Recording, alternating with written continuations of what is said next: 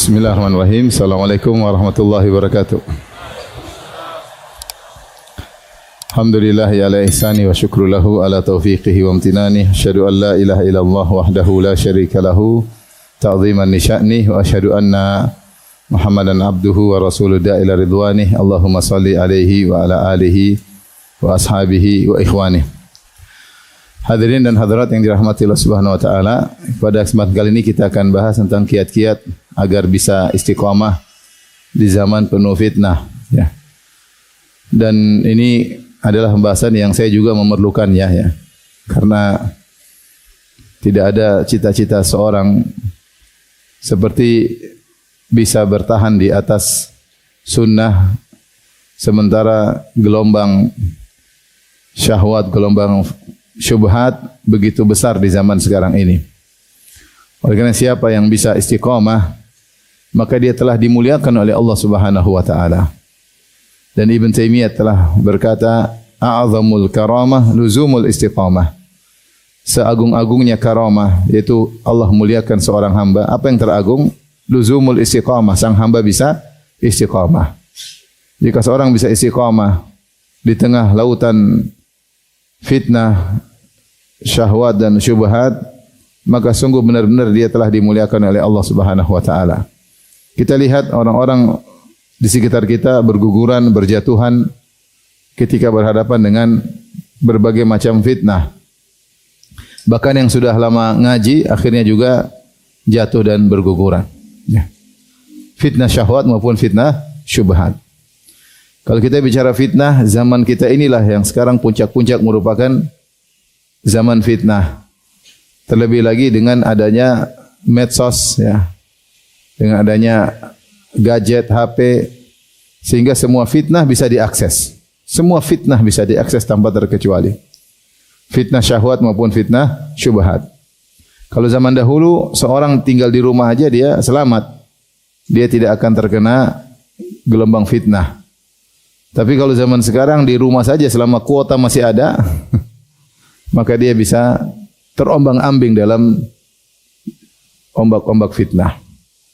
Oleh karenanya tidak ada yang bisa menyelamatkan kita kecuali Allah Subhanahu wa taala. Dari sini kita hanya bisa berdoa kepada Allah agar bisa istiqamah, ya.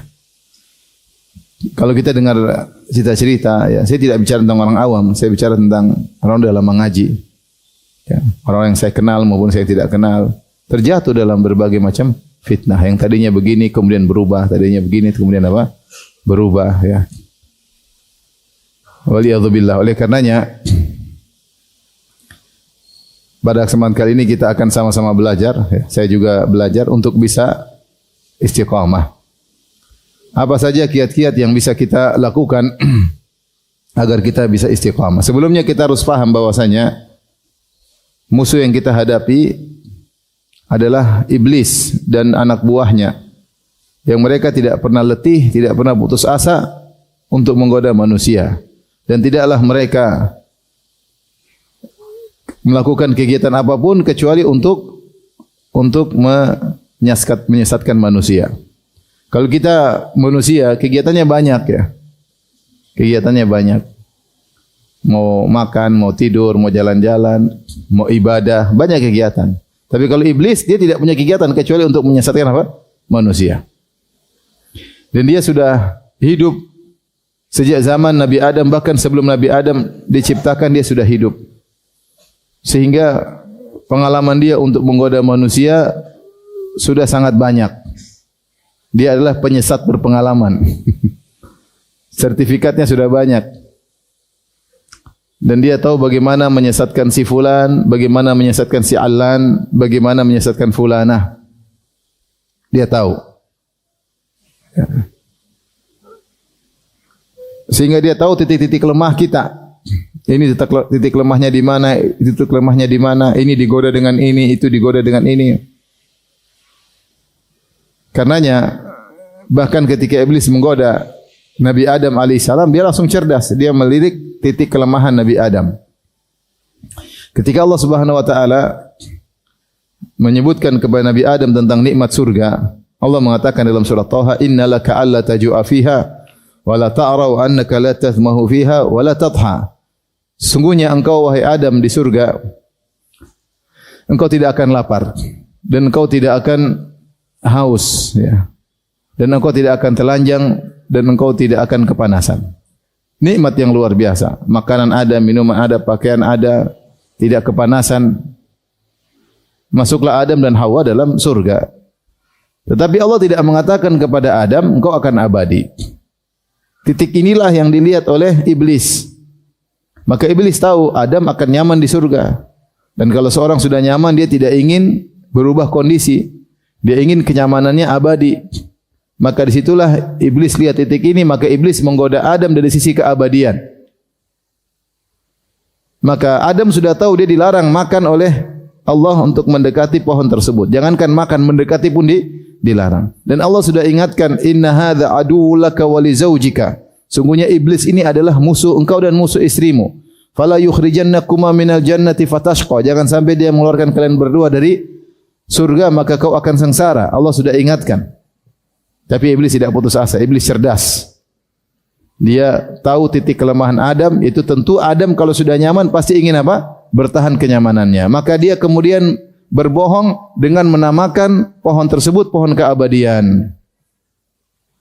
Maka dia berkata, hal adulluka ya Adam, hal adulluka ala syajaratil khuldi wa mulkin la yabla. Wahai Adam, maukah aku tunjukkan kepada engkau satu pohon keabadian, itu kalau kau makan kau akan abadi dan kekuasaanmu akan terus selama-lamanya, tidak akan sirna, tidak akan sirna selama-lamanya. Itulah yang diinginkan oleh Adam, ingin kenyamanannya abadi. Poin inilah yang dijadikan bahan oleh iblis untuk menggoda Adam. Maka dia datang dalam kondisi seakan-akan memberi nasihat. Kata Allah dalam surat Al-A'raf, wa qasamahuma inni lakuma laminan nasihin.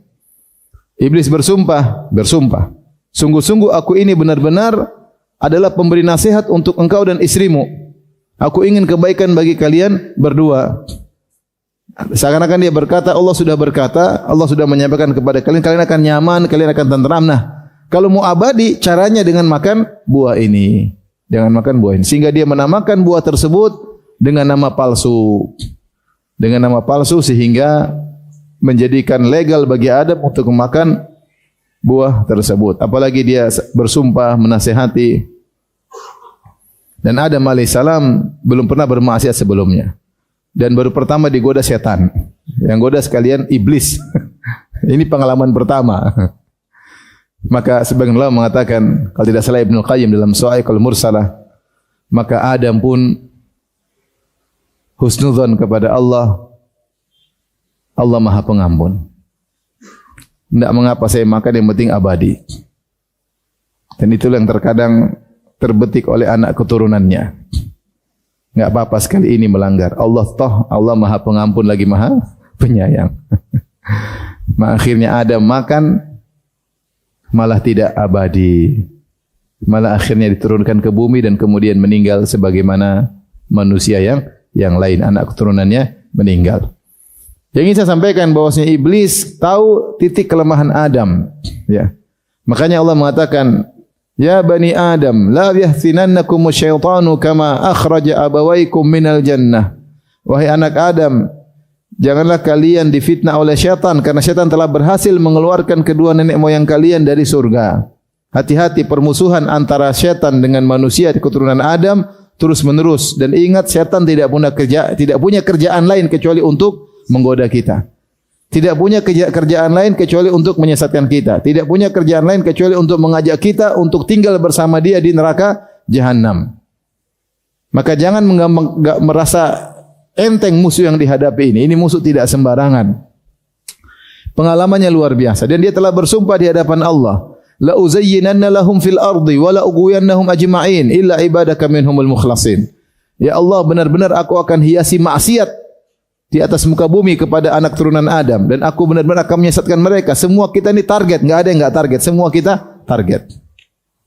Karena iblis telah bersumpah, la ughwiyannahum ajma'in. Aku benar-benar akan menyesatkan mereka seluruhnya. Yang selamat siapa? Illa ibadaka minhum mukhlasin. Yang ikhlas yang selamat. Yang enggak ikhlas pasti terjatuh. Ini musuh kita iblis. Kemudian iblis dan syaitan benar-benar menempuh seluruh jalur. Sampai dalam hadis kata Rasulullah SAW, Inna syaitana qa'ada li bini Adam bi atruqih. Syaitan itu duduk di seluruh jalan-jalan yang ditempuh oleh anak Adam. Semua yang ditempuhnya ada syaitan nunggu di situ. Dan ini sudah iblis sampaikan dalam surat Al-A'raf. Thumma la'atiyannahum min baini aydihim wa min khalfihim wa an aymanihim wa an syama'ilihim wa la tajidu aktsarahum syakirin. Ya Allah, sungguh benar-benar aku akan mendatangi anak-anak Adam dari depan mereka, dari belakang mereka, dari kanan mereka, dari kiri mereka, dan kau akan dapati ya Allah kebanyakan mereka tidak bersyukur. Kebanyakan mereka tergoda, kebanyakan mereka masuk neraka jahanam. Iblis sudah bersumpah dan dia menjalankan apa? Sumpahnya. Maka banyak jalan yang dia lakukan. Dia akan menghiasi maksiat. Dia akan datang kalau tidak berhasil dari depan, dari belakang tidak berhasil dari kanan, tidak berhasil dari kiri. Tegar, orangnya kekeh. Jinnya kekeh, setannya kekeh. Tegar, tidak pernah letih, tidak pernah lelah. Sampai kata Nabi, Inna syaitana qa'ada li bini Adam bi atruqih. Setan duduk di seluruh jalan yang ditempuh oleh anak Adam. Kalau dia mau begini, dia datang menggoda. Dia mau begitu, datang menggoda. Dia mau bersedekah, jangan sedekah. Kebutuhan anakmu masih banyak, istrimu kebutuhan juga masih banyak. Nanti kalau datang ini susah, ya enggak jadi sedekah. Ya. Dia mau ke masjid, datang lagi. Ngapain ke masjid? Di rumah lebih khusyuk. Macam-macam. Banyak setan punya godaan. Ya. Dia mau haji, nanti ajalah. Masih umur panjang, nanti aja. Jangan daftar sekarang, nanti aja. Macam-macam ya. Setan luar biasa. Sampai dalam satu hadis disebutkan begitu giatnya setan dia tidak tidur siang. Dalam hadis kata Rasulullah SAW, qilu fa inna syaitana la yaqil. Tidurlah kalian, tidur sianglah karena setan tidak tidur siang. Kenapa tidak tidur siang? Ngopi? Enggak. Dia tidak tidur siang untuk menggoda manusia. Saking semangatnya menggoda manusia sampai dia tidak tidur siang. Sampai setan ketika menggoda, dia juga mengkoordinir, dia memanage ya, bagaimana menggoda manusia. Maka dalam hadis kata Rasulullah SAW, Inna syaitana yada'u arsyahu alal ma' thumma yab'athu sarayahu. Sungguhnya syaitan, itu iblis, meletakkan singgasananya di atas air. Kemudian dia kirim anak buahnya untuk menggoda. Fa'adnahum minhum manzilatan a'zamuhum fitnah. Yang paling dekat kedudukannya dengan iblis adalah yang paling besar godaannya. Fayaji ahaduhum. Kemudian setan kirim mereka, ayo semua kerja semua. Setan semua kerja. Ke Pamulang, kemana. Kerja semua. Yang sudah sesat enggak usah digoda. Makanya dikatakan kepada Ibnu Abbas, katanya orang-orang Yahudi itu kalau salat mereka khusyuk. Tidak kayak kita digoda-goda. Kata Ibnu Abbas, kaifa ya'ti syaitan ala qalbin kharib? Ngapain setan goda orang yang hatinya sudah hancur? Udah biarin aja. Justru orang-orang beriman yang digoda oleh syaitan. Ya. Sampai ada seorang mengatakan, ya Rasulullah, saya dapat di dalam hatiku ada begini-begini. Kata Nabi, dzaka sarihul iman. Itu tanda kau beriman. Buktinya kau digoda oleh apa? Syaitan. Maka syaitan mengirim anak buahnya. Fayaji ahdum, setelah syaitan kirim semua laporan. Blis. Gua udah gini lih. Nah, kata syaitan, enggak. Belum. Kau belum apa-apa. Satu lagi lapor, saya begini-begini. Belum, kata syaitan. Jadi syaitan semangati mereka. Bahkan siapa yang bisa berhasil, syaitan kasih mahkota kepada anak buahnya. Sampai ada yang mengatakan, la azalu bihi hatta farraqtu bainahu wa baina imra'atihi. Ya iblis, saya terus mendekati orang itu, terus saya dekati sampai saya berhasil membuat dia ceraikan istrinya. Kata iblis, nikma anta, ente setan top, bagus. Bisa membuat seorang cerai dari apa? Istrinya. Jadi jangan disangka kita santai-santai tidak ada yang menggoda. Setan luar biasa, membisik-bisikan, membuat angan-angan, ya. Menghayalkan kepada kita kalau maksiat itu begini, kalau ketaatan itu begini, menakut-nakuti orang kalau untuk melakukan ketaatan. Kemudian musuh kita ini tidak kelihatan. Innahu yarakum huwa wa qabiluhu min haitsu la tarawnahum. Sungguhnya syaitan dan keturunannya melihat kalian sementara kalian tidak bisa melihat mereka. Sungguh berat musuh yang tidak kelihatan. Kalau kita mengamati hal ini, seakan-akan kita enggak bakalan selamat. Enggak bakalan selamat. Tetapi Allah memberi kita jalan, yaitu dengan kembali kepada Allah. Maka Allah berkata, inna kaida syaitani kana dha'ifa. Sungguhnya tipu daya syaitan itu lemah bagi orang yang beriman dan bertakwa. Bagi orang yang beriman dan bertakwa. Ini masalahnya. Ketakwaan di zaman sekarang ini tidak mudah.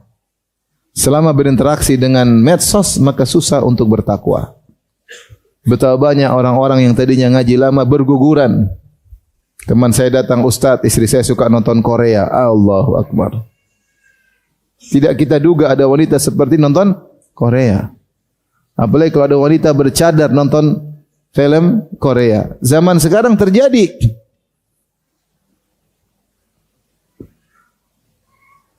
Akhirnya, sudah kalau sudah kecanduan nonton, waktu habis. Kapan membaca Qur'annya?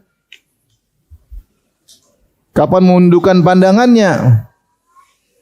Sudah mulai hambar. Lihat suami lagi sudah tidak menarik karena sering lihat orang Korea.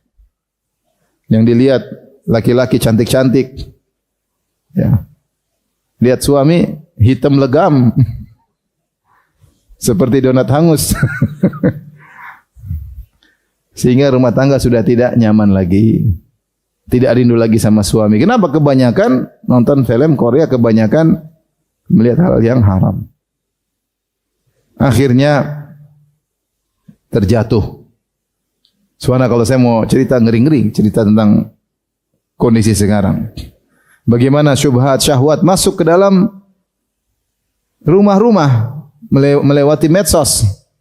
Bahkan menimpa, menerjang orang-orang yang sudah ngaji lama. Tadinya orang ikhlas, tahu-tahu jadi narsis. Pingin tampil selalu, pingin jadi bahan omongan, pingin. Tadinya ikhlas, kemudian jadi duniawi. Jadi pikirannya duniawi. Tadinya dakwah karena Allah, sekarang dakwah karena dunia. Banyak orang berguguran. Fitnah luar biasa. Tadi omongannya bagus tentang ini, sekarang omongannya duniawi. Tas branded lah, ini branded lah, bangga-banggaan lah dengan macam-macam. Omongannya duniawi.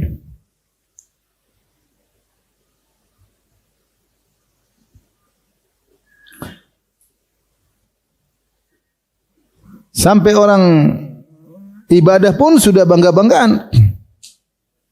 Mau ibadah umrah, mau ibadah haji, omongannya kita bintang sekian, bintang 7, bintang 8.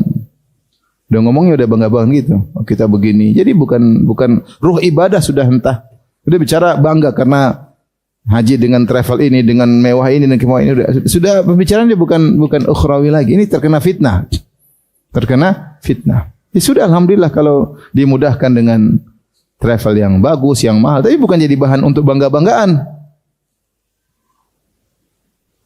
Itu cermin bahwasanya kita pikirannya bukan ukhrawi lagi, pikirannya sudah duniawi.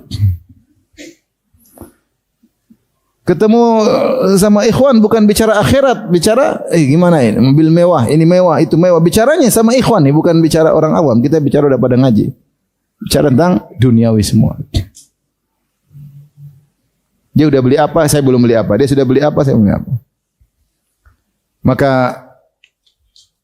kita tidak ragu bahwasanya setan luar biasa dan betapa banyak orang tergerus dalam jebakan syaitan kecuali yang diselamatkan oleh Allah Subhanahu wa taala. Maka pada kesempatan kali ini kita akan bahas beberapa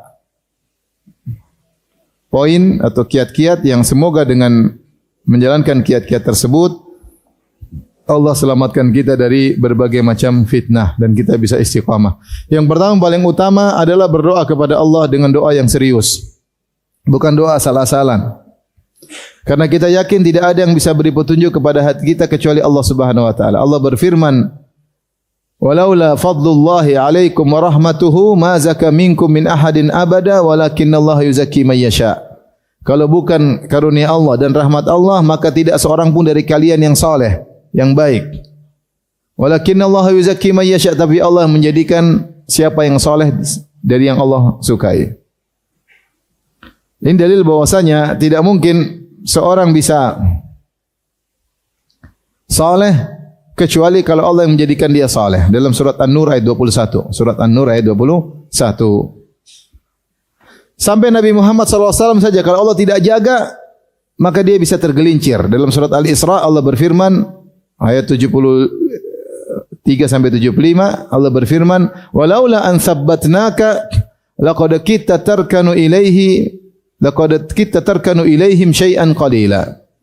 Walaula an sabbatnaka, kalau bukan kami yang kokohkan hatimu ya Rasulullah, ya, laqad kitta tarkanu ilaihim syai'an qalila. Hampir-hampir kau terbawa oleh mereka sedikit demi sedikit. Sedikit demi sedikit. Sampai kalau kita baca buku tafsir, ketika Rasulullah berdakwah di Mekah, datang orang-orang kafirin, kemudian kasih ide sama Nabi. Wahai Muhammad, bagaimana kalau begini? Bagaimana kalau begini? Kasih ide-ide. Bagaimana kalau kau usir dulu orang-orang miskin? Biar kami mau ngaji khusus. Yang miskin jangan ajak dulu. Kita yang kaya-kaya dulu. Kan nanti kalau kita yang kaya-kaya dapat hidayah, yang lain pada ikut. Sampai Rasulullah hampir terbawa. Karena ide bagus. Yang miskin minggir dulu. Kita yang kaya-kaya dulu, pembesar-pembesar Quraisy dulu. Nanti kalau kita sudah dapat hidayah, kan yang lain ikut. Rasulullah hampir terbawa. Sampai Allah turunkan firman-Nya, ya. Wasbir nafsaka ma'al ladzina yad'una rabbahum bil ghadati wal asyrin wajha. Wala ta'du aynaka anhum tiridun zinatal hayatid dunya. Wala tuti' man aghfalna qalban dzikrina wattaba'a kana amruhu furata. Allah turunkan dalam surat Al-Kahfi. Kata Allah, sabarkanlah dirimu bersama orang-orang miskin tersebut.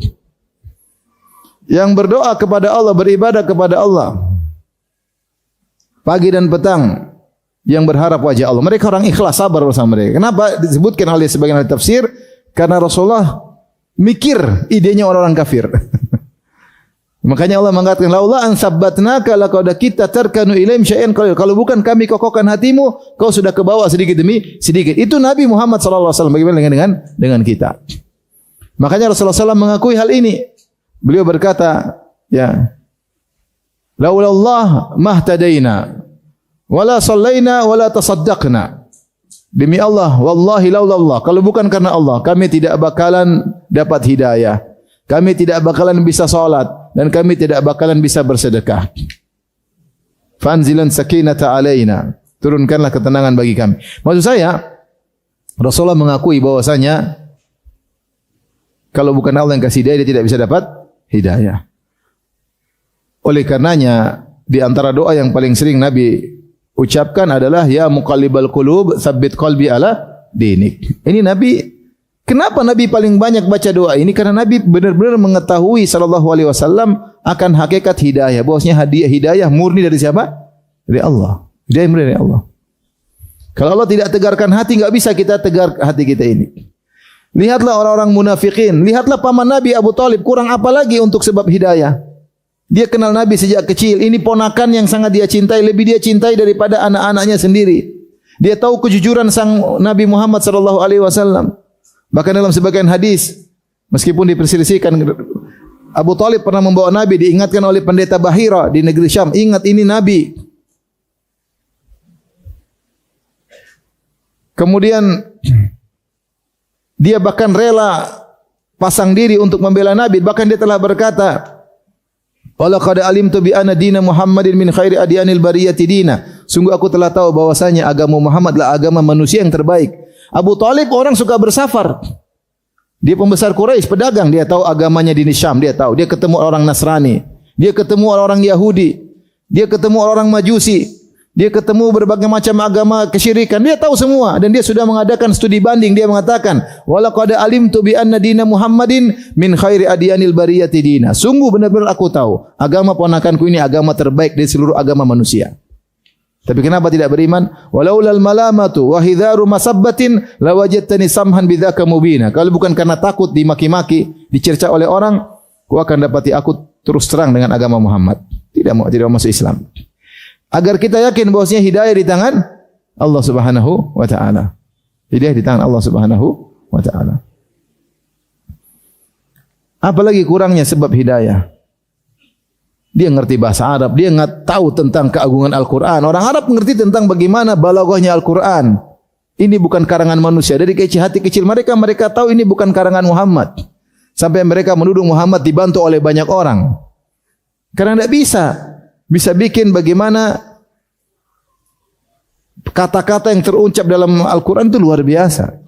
Tapi hidayah di tangan Allah Subhanahu wa ta'ala. Oleh karenanya Rasulullah SAW berdoa, ya muqallibal qulub wa mulabali hati. Benar, hati kita ini bisa goyang dengan satu sebab aja. Seorang dengar syubhat satu aja dia bisa berubah imannya, bisa hancur imannya. Ya akhi, sebagian orang coba-coba dengar syubhat ateis, langsung ragu dengan Tuhan. Ngeri zaman sekarang. Saya enggak usah bicara di Indonesia. Bahkan di Arab Saudi dibikin lajnah anti ateis karena banyak orang terpengaruh.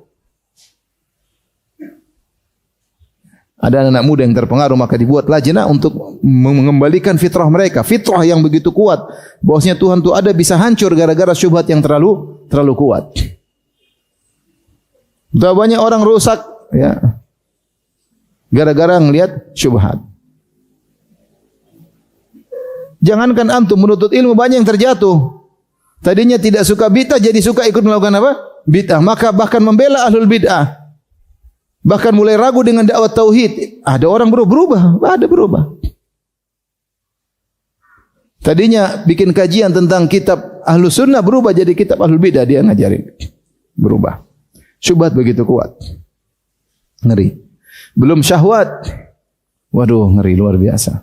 Kasihan anak-anak muda yang hafiz Quran, tahu-tahu dicikokin dengan nonton film yang tidak-tidak, rusak semua yang dia pelajari selama ini. Kasihan. Ngeri.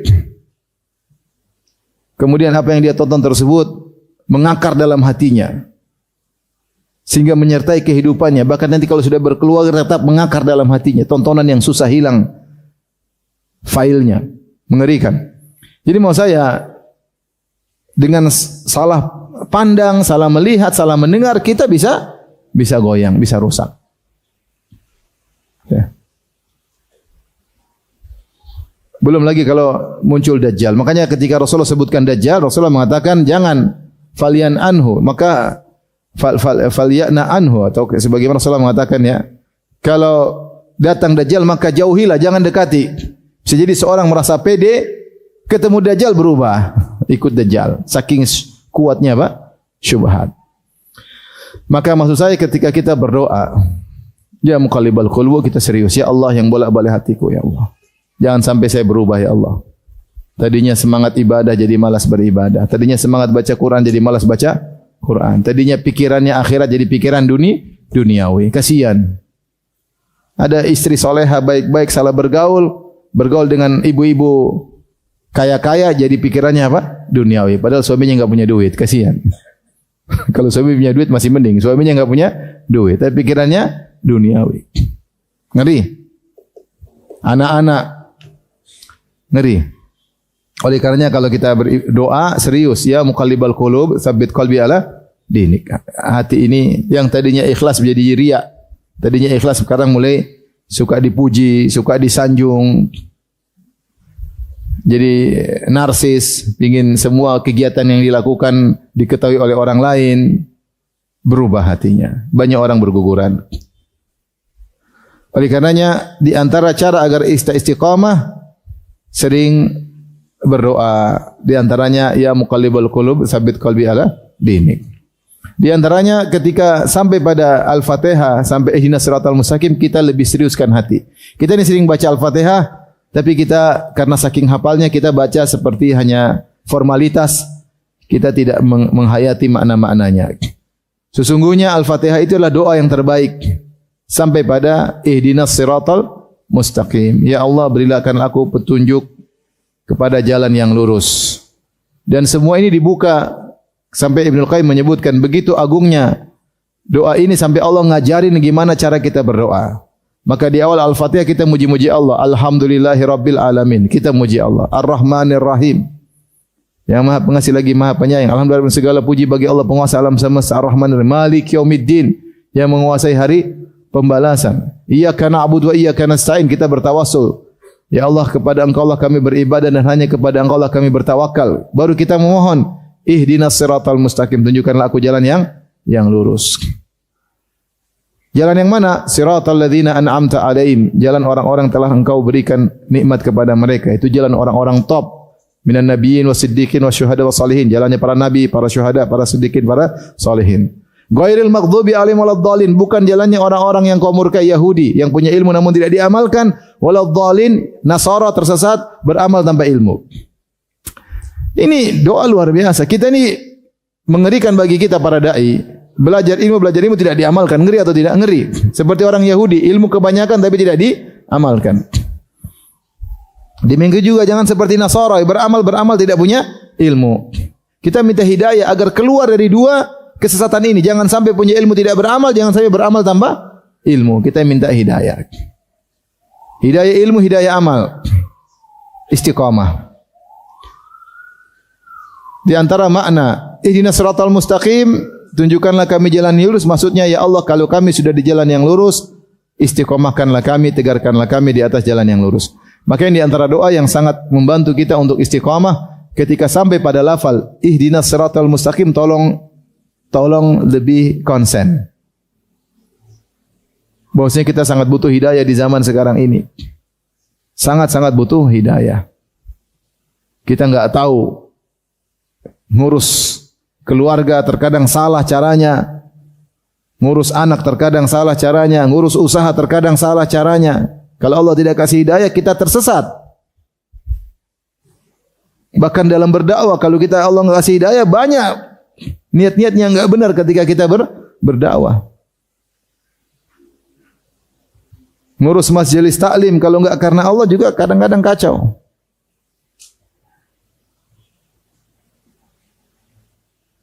Dan ini kenyataan. Sekarang betapa banyak ya fitnah-fitnah luar biasa ya, fitnah luar biasa. Jadi bukan fitnah terhadap orang awam aja, bahkan terhadap dakwah.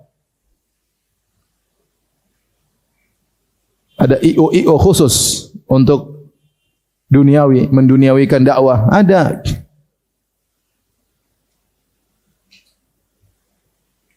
Fitnah yang merusak marwah dakwah. Oleh karenanya sering berdoa, di antaranya tadi ya muqallibal qulub, kemudian di antaranya doa juga adalah ihdinas siratal mustaqim. Kemudian di antaranya doa zikir pagi petang, jangan lupa, karena di antara doa-doa zikir pagi petang ada doa-doa agar Allah menjaga kita. Ya.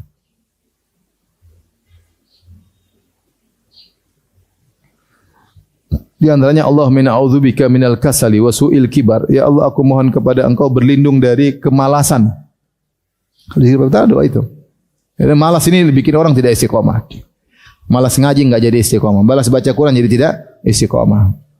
Malas silaturahmi jadi tidak istiqomah. Malas ngurus anak jadi tidak istiqomah. Malas dakwahi istri jadi tidak istiqomah. Allahumma a'udzubika minal kasali wa su'il kibar. Ya, di antaranya berlindung dari kemalasan.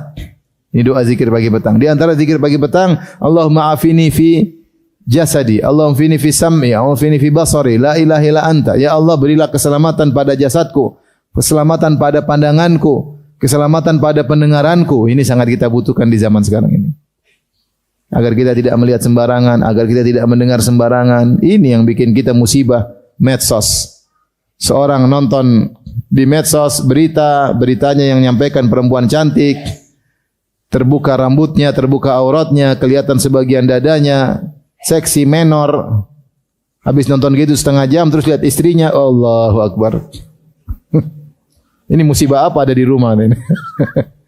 Istri jadi hambar, tidak cantik lagi. Jadi tidak hasrat lagi sama istri. Kenapa mata kita sering melihat yang haram?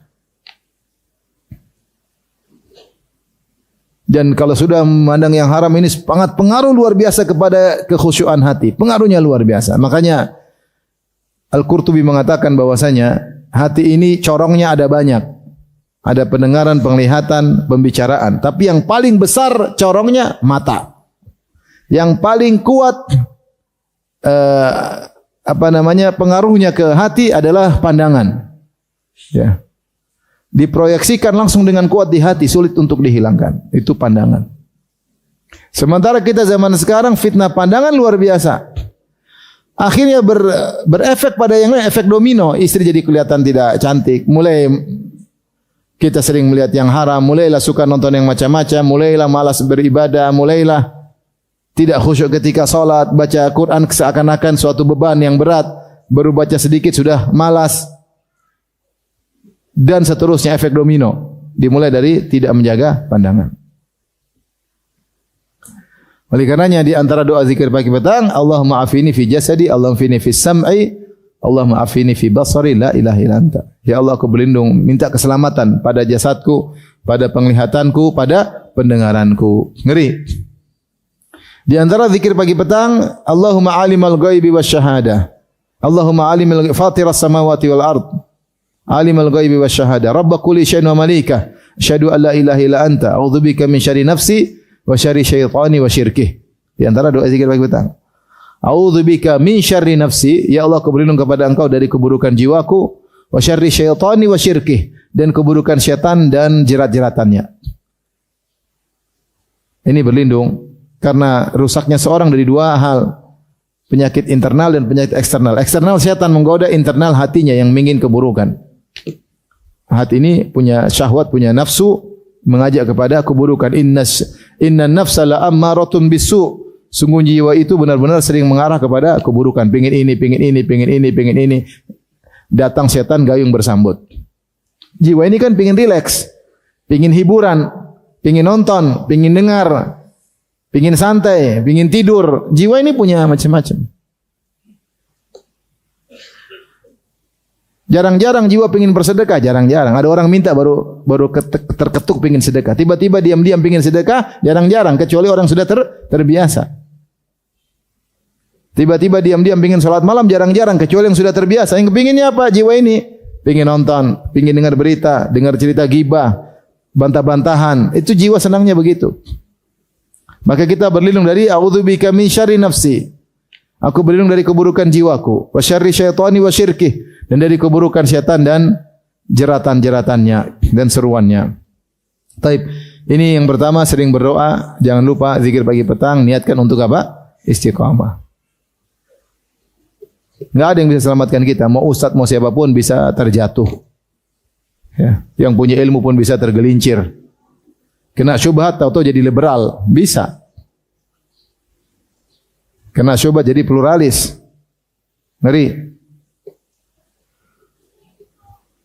Maka berdoa kepada Allah Subhanahu wa taala. Terutama ibu-ibu ya, yang mungkin di rumah banyak waktu luang, ya, akhirnya hobinya medsos. Instagram punya akun, Facebook punya akun, bahkan 2 akunnya. WhatsApp terlalu banyak grup di WhatsApp, waktu habis. Maka hati-hati ya. Jangan sampai salah pergaulan, jangan sampai salah melihat ya. Jangan sampai salah mendengar. Yang kedua, agar bisa istiqamah, perbanyak ibadah khalawat, ibadatul khalawat, sendirian. Perbanyak latih diri untuk sering beribadah, tidak ada yang tahu kecuali Allah Subhanahu wa taala. Kalau ketahuan ya sudah, tapi berusaha bahagia orang tidak tahu kalau kita beribadah. Salat malam. Sallu bil laili wan nasu niyam tadkhulul jannata bisalam. Salatlah kalian di waktu malam ketika orang sedang tidur, niscaya kalian akan masuk surga dengan penuh keselamatan. Orang semua sedang tidur, kita cari muka. Kita menyambut seruan Allah. Innallaha tabaraka wa ta'ala yanzilu hina yabqa thuluthul akhir minat fis ila samai dunya hina yabqa thuluthul akhir minal lail. Sungguhnya Rabb kita Allah Subhanahu wa taala turun ke langit dunia ketika tinggal sepertiga malam yang terakhir. Fayaqul, kemudian Allah berkata, hal min da'in fa astajiba lahu, adakah yang berdoa kepadaku akan aku kabulkan doanya. Hal min mustaghfirin fa aghfiralah, adakah yang minta ampun akan aku ampuni. Ya. Hal min sa'ilin fa utiya su'lah, adakah yang memohon kepadaku akan aku kabulkan permohonannya. Allah mencari hamba-hambanya, hamba-hamba Allah sedang tidur, kita cari muka. Cari muka, bayangkan dari ribuan orang antum sendiri salat malam. Benar-benar Allah perhatian sama antum. Antum minta kepada Allah Subhanahu wa taala. Merasakan kenyamanan sampai antum mungkin salat malam berat, lama-lama jadi nyaman. Bagaimana caranya? Kalau tidak salat malam kayaknya ada yang hilang. Munculkan perasaan ini. Kalau sudah dapat perasaan ini, antum bersyukur sama Allah. Ya Allah, bagaimana Engkau menjadikan aku rindu untuk salat malam. InsyaAllah kalau kita sering salat malam, Allah jaga kita. Karena orang yang sering ibadah khalawat sendirian menunjukkan keikhlasannya. Beda orang munafik. Orang munafik semangat kalau banyak orang. Wa idza qamu ila salati qamu kusala yura'una an-nas wa la yadhkurunallaha illa qalila. Orang munafik kalau mau salat malas-malasan. Dia nyari kepada manusia. Makanya salat yang paling berat bagi mereka athqalus salawat 'alal munafiqin salatul isya wa salatul fajar. Yang paling berat salat malam sama salat subuh. Kenapa masih gelap? Ngapain ke masjid? Tapi kalau salat zuhur semangat karena banyak orang lihat. Salat asar semangat banyak orang lihat. Salat maghrib masih mau menjelang masih banyak orang lihat, maka semangat. Tapi salat isya enggak ada yang lihat, berat. Pingin karena tidak ada yang like. Enggak ada yang like. Tapi kalau zuhur, asar, maghrib yang like banyak. Maka kita menyelisih orang munafik. Buktikan kepada Allah bahwasanya tanpa ada penglihatan manusia pun saya beribadah kepada Engkau ya Allah. Saya buktikan kepada Engkau ya Allah bahwasanya saya berusaha untuk ikhlas. Meskipun Engkau yang mengatur hatiku. Berusaha. Maka latih diri untuk ibadatul khalawat. Baca Quran dalam kesendirian. Lagi di mana-mana baca Quran. Orang tidak kenal kita baca Quran. Lagi di pesawat baca Quran. Ya. Lagi dimanapun berusaha baca Quran. Berzikir kepada Allah. Ibadah khalawat. Kalau ada waktunya iktikaf misalnya tahunan, ikuti iktikaf untuk mencari keridhaan Allah ya. Intinya ini ibadah penting. Maka seorang melatih diri untuk menyembunyikan amal solehnya. Bagaimana agar orang lain tidak tahu. Saya sering sampaikan ini karena sekarang kita di zaman semua orang pamer amal solehnya. Semua orang pamer amal solehnya. Apalagi sebagian ustadz mencontohkan hal tersebut, suka pamer amal solehnya. Sehingga akhirnya masyarakat terbiasa. Wong ustadz aja begitu. Akhirnya ditiru. Lagi sedekah, pamer. Lagi bantu orang, pamer. Ya mungkin dia bilang niat saya untuk memberi contoh. Ya sesekali oke lah. Tapi kalau sering-sering, sudah banyak contoh dari sahabat, dari Nabi, cerita aja.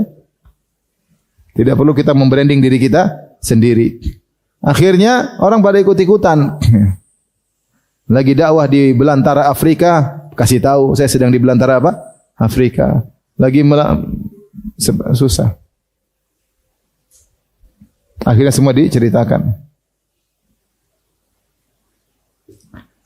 Akhirnya audiens ikut-ikutan. Lagi umroh pamer. Akhirnya apa? Saya lihat sedih. Lagi tawaf pakai apa? Pakai skuter. Ya akhirnya sedang tawaf akhi. Tawaf pakai skuter kemudian kayak main bom kar. Kemudian asik nih lagi nih.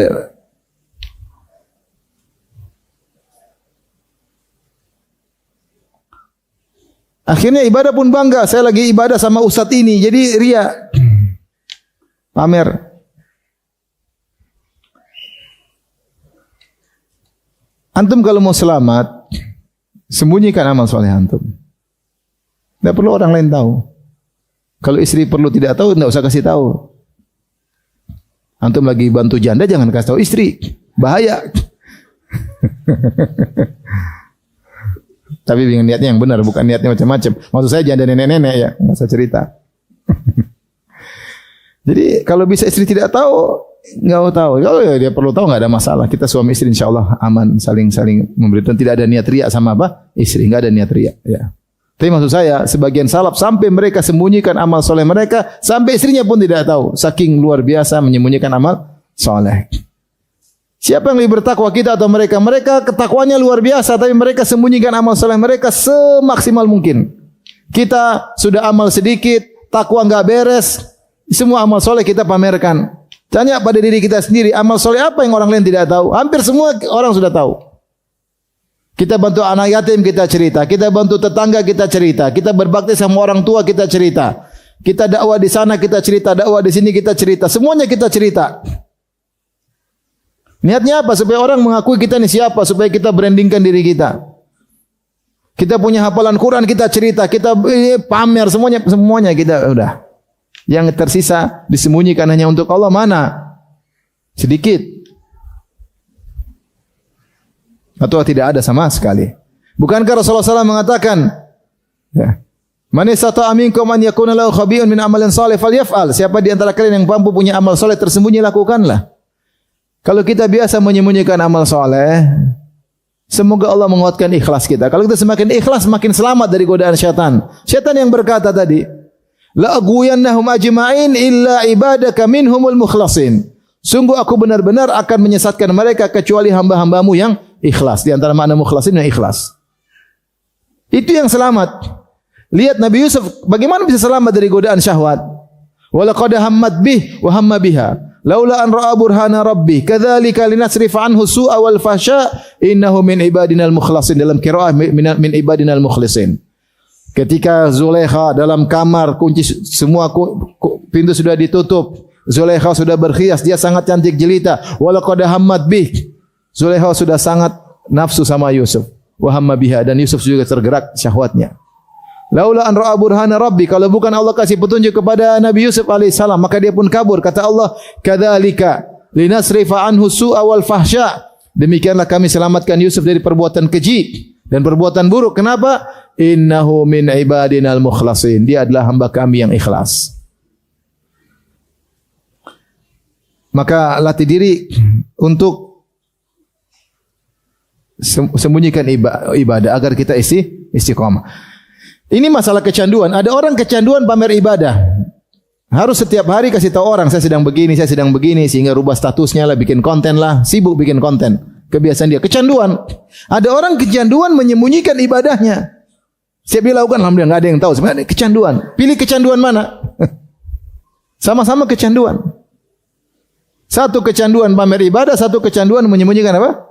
Ibadah.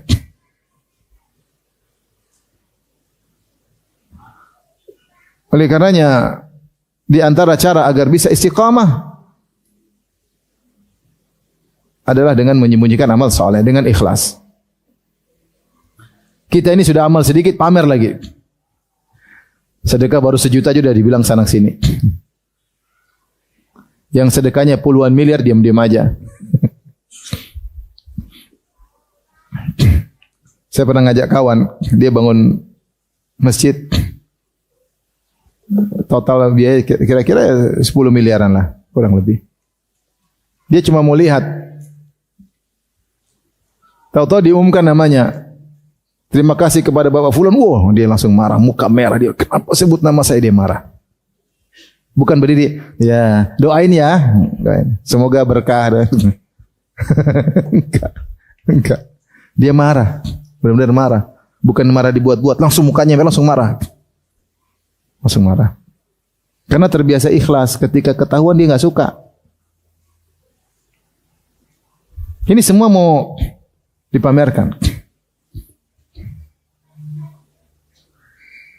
Tawaran, kamu enggak makan hari ini? Kamu enggak makan? Kan bisa bilang lagi puasa. Enggak usah bilang ini hari apa ayo, hari apa ayo.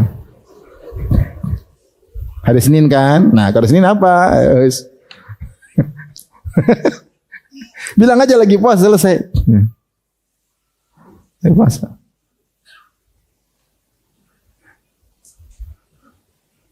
Kamu setiap Kamis puasa, mau tahu aja kamu. Tahu aja. Sebagian subhanallah. Kamu hafal Quran? Adalah sedikit. Berapa? Adalah, saya enggak mau riya. Padahal cuma 1 juz. Justru dia bilang tidak mau riya itu supaya disangka hafalannya banyak. Jadi, aduh, ini repot, ini fitnah zaman sekarang. Ini bikin orang akhirnya bertumbangan, jatuh. Karena kita tidak ditolong oleh Allah, karena kita selama ini selalu mencari perhatian manusia. Mudah digoda oleh syaitan. Tapi di antaranya agar kita istiqamah, adalah jangan membuka celah sedikit pun. Jangan buka celah sedikit pun. Semua circle, semua saluran yang bisa membuat mengarah kepada maksiat kita jauhi. Kita jauhi. Kalau tahu di sana teman-teman buruk, jangan dekat-dekat. Kalau tahu ini areal berbahaya, jangan ke situ. Jangan sok alim. Rasulullah menyebutkan tentang pintu-pintu maksiat. Pintu maksiat Rasulullah gambarkan seperti pintu yang terbuka dan cuma ada sitar yang menutup pintu tersebut. Kalau dibuka dengan mudahnya dan mudah begitu masuknya. Sampai ada penasihat berkata, "Ya Abdullah waihaka la taftahu." Jangan kau buka sitar itu. Innaka in taftahu talijhu. Kalau kau buka kau pasti masuk. Saya bisa bayangkan ini hadis Nabi. Hadis Nabi Rasulullah ucapkan 1000 tahun yang lalu cocok dengan zaman sekarang. Sekarang tinggal klik. Kalau udah klik selesai. Banyak berseliweran di depan kita di medsos kita atau di HP kita, jangan diklik-klik. Kita kasih celah. Bagaimana Nabi Yusuf alaihissalam bisa selamat dari godaan Zulaikha? Zulaikha berkata di hadapan teman-temannya, dia berkata, ya, walaqad rawatuhu an nafsihi fasta'sam. Aku telah merayunya, namun dia bersikeras, kekeh, tidak mau nengok sedikit pun. Tidak kasih celah sedikit pun. Kalau mau selamat begitu caranya, jangan kasih celah sedikit pun. Kapan kita kasih celah, kita ke bawah. Lihatlah ketika Juraij, Rasulullah cerita Juraij, ahli ibadah, sampai orang-orang hasad sama dia. Sampai datanglah seorang wanita pelacur tercantik. Dia bilang, itu urusan saya Juraij, saya akan menggoda dia. Urusan saya. Naiklah dia ke kuil Juraij, dia panggil Juraij, Juraij. Mungkin kalau zaman sekarang, abang, waduh, mas, akhi. Juraij tidak nengok sama sekali, sehingga perempuan itu putus asa. Karena kalau nengok pasti tertarik ya, akhi. Laki-laki normal lihat cewek cantik tergoda enggak? Kalau enggak tergoda enggak normal. Dia baru tertarik lihat laki-laki ganteng. Ada apa-apa ini? Kalau normal pasti tertarik. Tapi Juraij tidak kasih celah sehingga dia selamat. Masalah zaman sekarang kita kasih celah.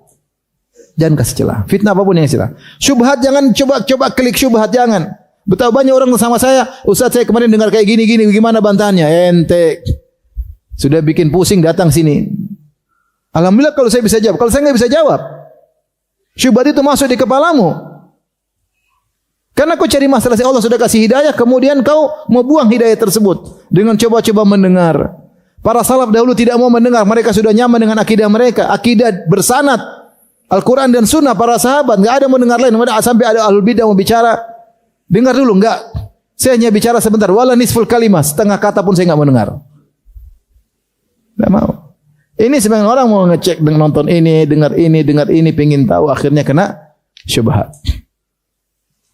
Sudah kena syubhat, Ustaz, ini bagaimana? Sama syubhat demikian, syahwat pun demikian. Syahwat kalau diklik selesai. Dan manusia kalau masih di awal dia masih bisa mengontrol dirinya. Makanya Rasulullah mengatakan, lakal ula wa laysat lakatsaniyah. Bagimu pandangan pertama, kalau enggak sengaja segera balikkan pandangan. Lihat lagi udah enggak bisa, enggak boleh, haram. Maksudnya kalau kita enggak sengaja, bukan di depan mall gini terus. Lewat pandangan pertama. Enggak. Maksudnya kalau kau sudah dengan pandangan tiba-tiba enggak sengaja lihat, astagfirullah. Ya, itu halal, kau tidak berdosa. Tapi jangan diulang.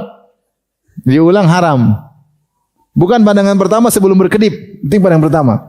Kalau dia kedip pandangan kedua. Karena kalau pandangan pertama masih bisa ngontrol, tapi kalau diulang-ulang enggak bisa lagi dikontrol. Kullul hawadithi mabda'uhu minan nazar wa mu'dhamun nar min mustasgharis syarar. Seluruh malapetaka dimulai dari pandangan dan api yang besar dimulai dari percikan-percikan api. Mulai dari pandangan. Seorang kalau dia melihat dan syahwatnya sudah bergejolak, sudah dia enggak bisa kontrol lagi dirinya. Beda kalau pandangan pertama. Maka kalau ada cewek misalnya kirim ke HP antum gambar dia lagi cantik, antum klik sudah terlanjur, segera delete. Jangan lihat-lihat lagi, jangan. Apalagi di save. Hati-hati. Ngeri. Maka jangan kasih celah. Lihatlah ketika Ka'ab bin Malik radhiyallahu taala anhu, ketika dia diboikot oleh Nabi dan para sahabatnya, datang dari Ghassan surat merayunya, memang kalau temanmu si Muhammad qad jafak telah buat kasar kepadamu, kemarilah kami akan mengayomimu. Bayangkan ujian berat. Ka'ab bin Malik lagi diboikot sama Nabi dan para sahabatnya, datang godaan dari Nasara. Kalau kau mau gabung sama kami, apa yang dia lakukan? Dia bakar langsung kertas itu. Karena kalau dia simpan, nanti saat dia lagi iman lagi lemah, dia lihat, selesai. Kalau ada cewek goda, ente blokir, jangan ente simpan nomornya. Ente delete. Karena nanti lagi masalah, lagi marah-marahan sama istri, boleh juga nih. Iman lagi lemah. Coba dulu, siapa tahu ini memang hidayah dari Allah. Telepon, selesai. Kenapa ente kasih celah? Kita yang bikin masalah kita ini, kita kasih apa? Celah. Kalau mau selamat jangan kasih celah. Fasta'sam. Yusuf alaihissalam. Apa kurang cantiknya Zulaikha? Apa kurang baiknya Zulaikha? Cantik, baik, kaya, apa lagi kurangnya? Kita mana ada cewek cantik kaya godain kita? Enggak ada. Yang ada miskin. Jelek. Tapi kenapa dia selamat? Di antara sebabnya fasta'sam, dia tidak kasih apa? Celah. Celah. Maka berusaha ya. Saya mas fitnah wanita bukan main-main ya. Jangan kasih celah. Jangan kasih celah. Ya. Saya sering bilang, saya berusaha di HP saya tidak ada nomor telepon akhwat, enggak ada. Cuma satu yang ada.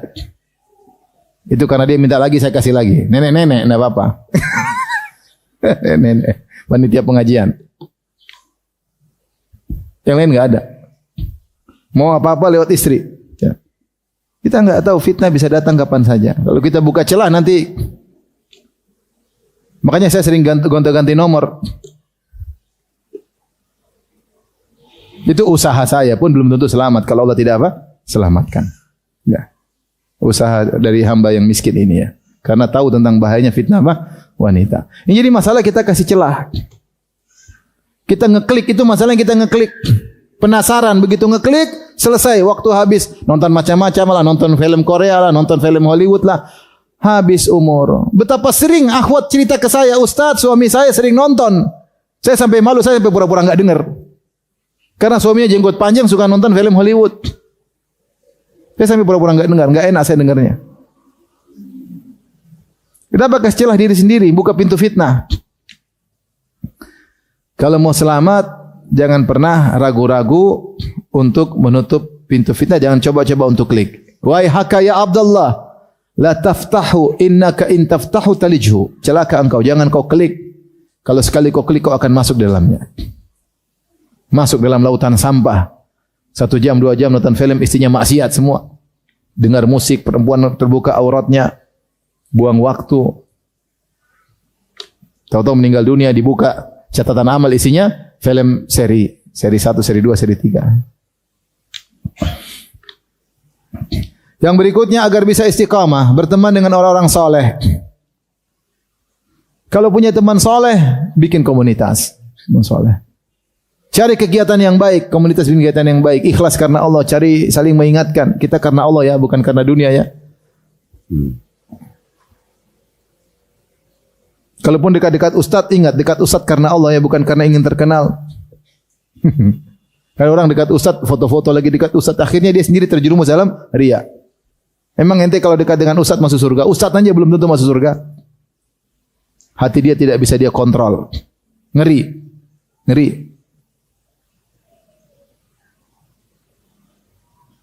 Oleh karenanya, cari teman yang kita punya sama-sama proyek akhirat. Proyek ngurus anak yatim kayak, proyek pengajian kayak, proyek daurah kayak, tapi bukan proyek IO cari dunia. Ini kita bikin proyek ini, ustadz kita panggil bikin dunia. Jangan. Biar yang lain, kita enggak. Hidup cuma sekali.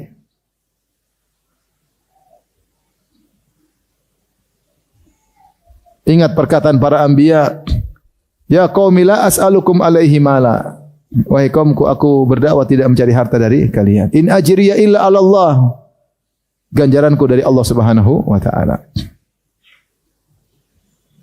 Berkata orang saleh, wa jaa min aqsal madinati rajulun yas'a. Qala ya qaumi ittabi'ul mursalin, ittabi'u man la yas'alukum ajran wa hum muhtadun. Berkata orang saleh ini, wahai kaumku, ikutilah para rasul. Ikutilah para rasul yang mereka tidak minta upah dari kalian dan mereka dapat hidayah. Maka kalau ada orang ngajak-ngajak kita menjadikan urusan agama menjadi urusan duniawi, kita berusaha menghindar. Berusaha menghindar. Kita hidup cuma sebentar, kita ingin berteman orang saleh yang menjadikan bahwasanya dakwah ini karena Allah Subhanahu wa taala.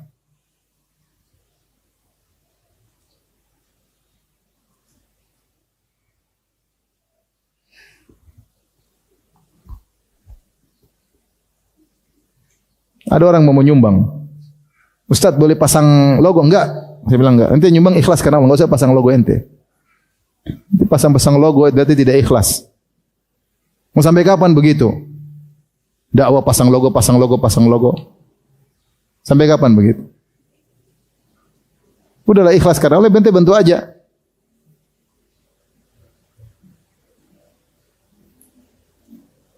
Jadi ikhwan dan akhwat rahmatillah subhanahu wa taala, berusaha teman-teman yang ikhlas yang mengingatkan kita pada akhirat. Teman-teman yang mengingatkan kita duniawi sudah banyak. Sudah banyak. Ketemu di mana-mana banyak. Tapi cari teman-teman yang mengingatkan kita pada hari akhirat. Ingatkan akhirat, akhirat, akhirat. Karena hidup kita cuma sebentar. Dunia ini menggoda. Kita sangka umur kita panjang, tahu-tahu kita meninggal dunia.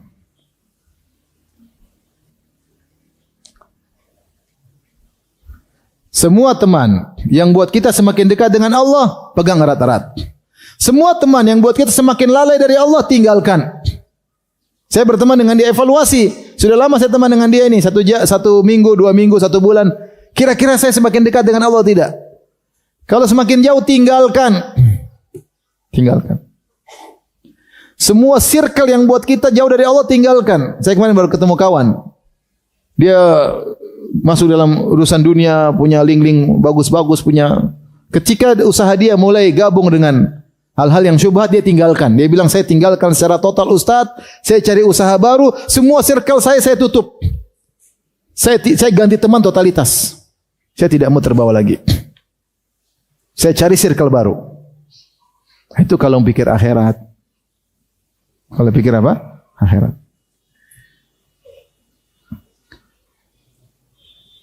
Jadi cari teman-teman yang buat kita dekat dengan Allah. Ibu-ibu kalau ada teman-teman ternyata ini teman sekarang bicara dunia terus. Sedikit-sedikit ngomong branded.